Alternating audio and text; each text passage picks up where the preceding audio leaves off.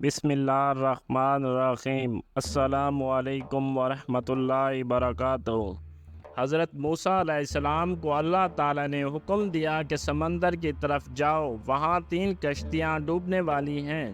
حضرت موسیٰ علیہ السلام فوری حکم الہی کی تکمیل کرتے ہوئے سمندر کی جانب چل دیے۔ ساحل پرسکون تھا۔ دور سے ایک کشتی آتی ہوئی دکھائی دی جو آہستہ آہستہ ساحل کی طرف بڑھ رہی تھی۔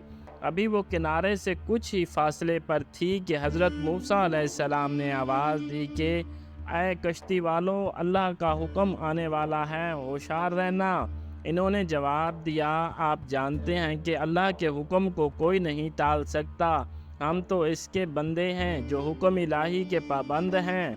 کشتی والے ابھی یہ بات کہہ ہی رہے تھے کہ اچانک ایک موج اٹھی اور کشتی ڈوبنے لگی۔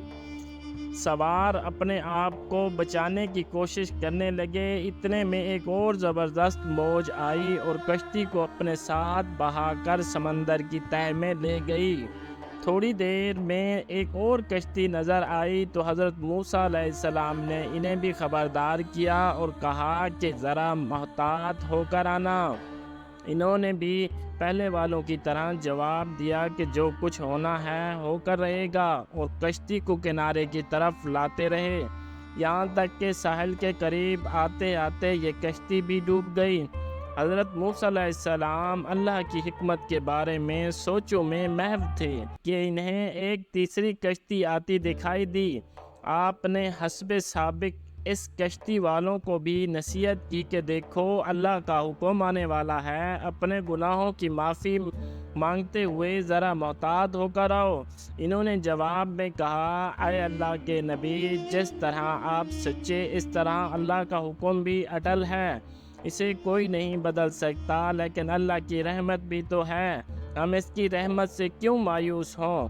لہٰذا ہم اللہ کی رحمت پر بھروسہ کر کے آ رہے ہیں، اور وہ اپنی رحمت کے صدقے میں ہمیں ضرور امن و سلامتی کے ساتھ کنارے پر پہنچا دے گا۔